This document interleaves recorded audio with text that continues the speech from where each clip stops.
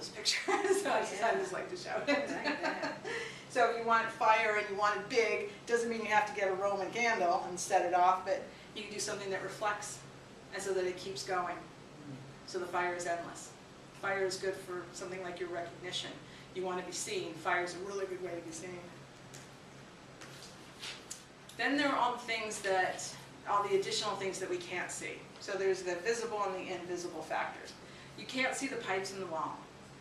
So as I was saying earlier about the electrical outlet that burnt out, you don't really see what happened to those wires in there, but they have an effect on you, whether you know it or not. That energy is now not moving properly. It's not putting out something positive for you any longer. It's not working for you. But you can't actually see the wires, you just happen to know it got burnt out or that something's wrong there. Maybe it did get burnt out, maybe it's just disconnected. But you don't know that. Visually, you can't see that. You really can't hear that the electricity and the energy isn't moving, but you know something's up. So there are absolutely invisible factors. The visible factors are obvious. You walk into the room and you stub your toe all the time. You walk into the chair. You have to take the long way around to get to the kitchen.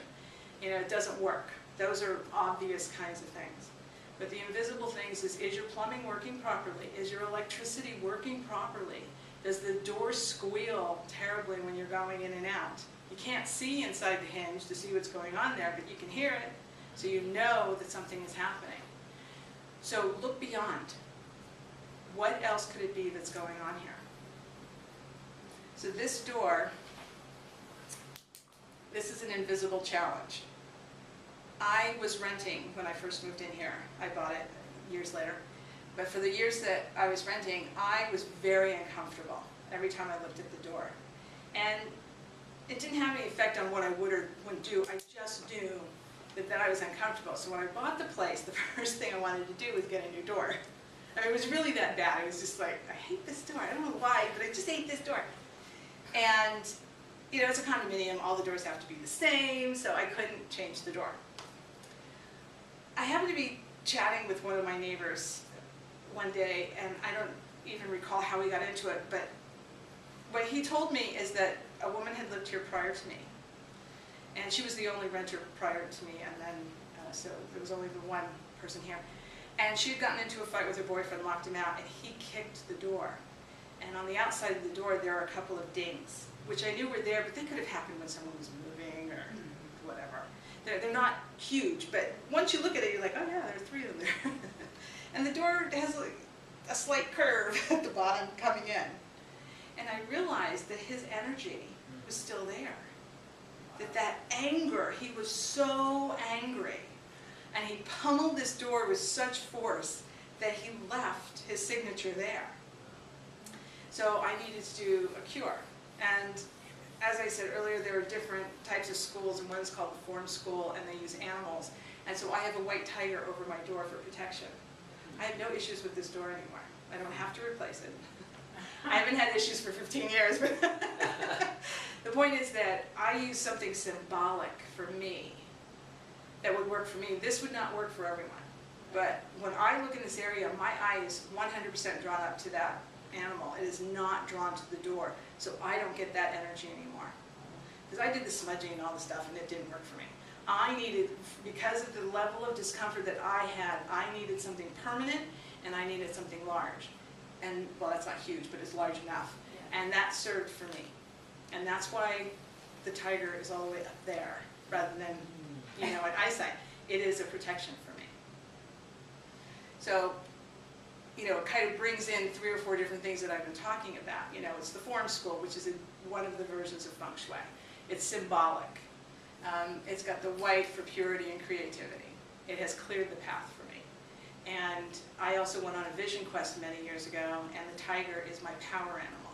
It's not my Chinese symbol, astrology animal, excuse me. But it is a power animal for me, so the tiger. It wasn't necessarily white that I remember, but I do very clearly remember the tiger being in my vision quest. And so that is my protection, and that's why I have it up there. So there are lots and lots of different things, but this was invisible. This was an invisible energy. You have someone come into your home to do the plumbing, and he or she had a fight with the boss or with the spouse or, you know, with someone on the phone over a bill or something, and they start pounding on those pipes. residual energy. So if you have workers come into your home, do a clearing. A clearing can be sage. A clearing can be this, you can use bells to clear. You can do a chant. Or you could just say, thank you very much, you're completely gone, leave my pipes.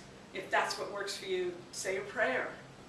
But do something to clear the energy from the person who was there. You don't know what they brought with them, and it doesn't matter. They're finished. Let them go 100%.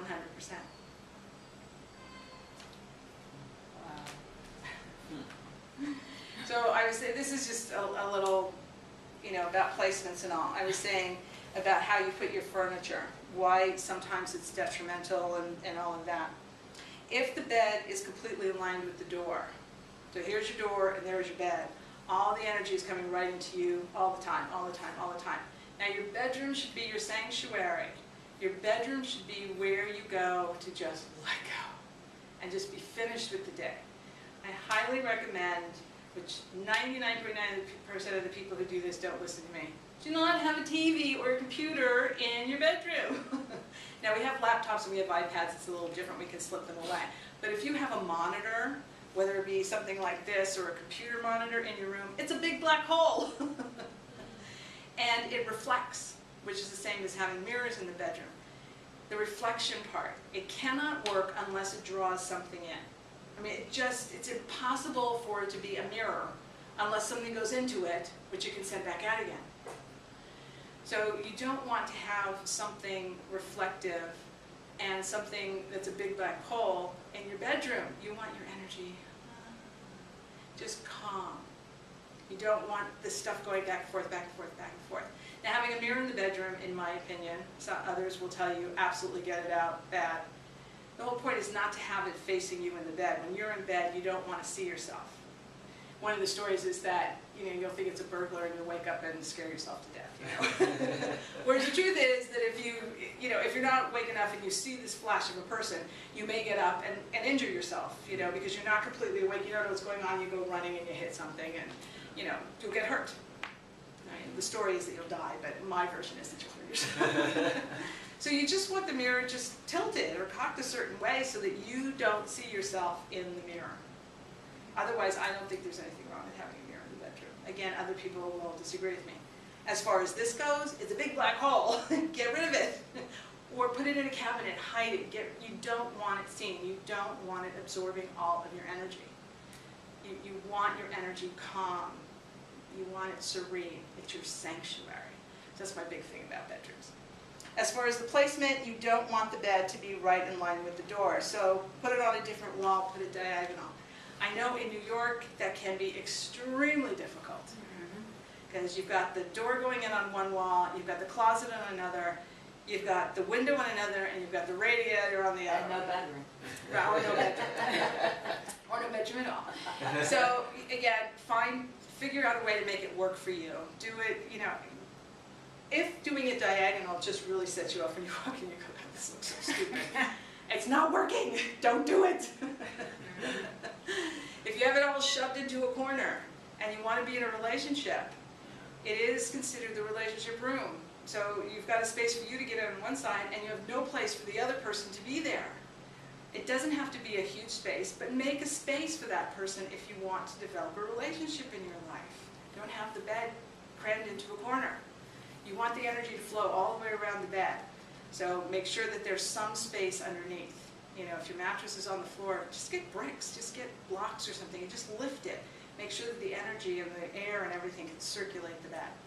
So you want to put the bed in a position where you can still see out the door. You don't want any missed opportunities. So you want to see what's going on out there through the door. But it's just for an awareness factor. You don't have to have that vision of being, watching down the hall and seeing every little thing that's going on. You want the awareness.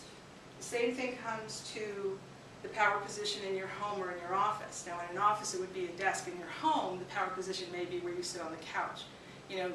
That's sort of up to you. Do you have an office at home or not? But the power position is the same thing. You don't want to be in line with the door where all the negative energy is. So you want to put something in between that's going to deflect the energy and keep it moving. You don't want to deaden the energy, you still want it in. You just want it to keep going all the way around.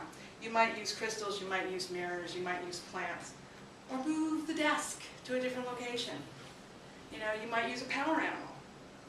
You know, if it's a form school, there's lots of different things to do. You may use the compass and see what is the best direction for the desk and make it work for you. Lots and lots and lots of different cures.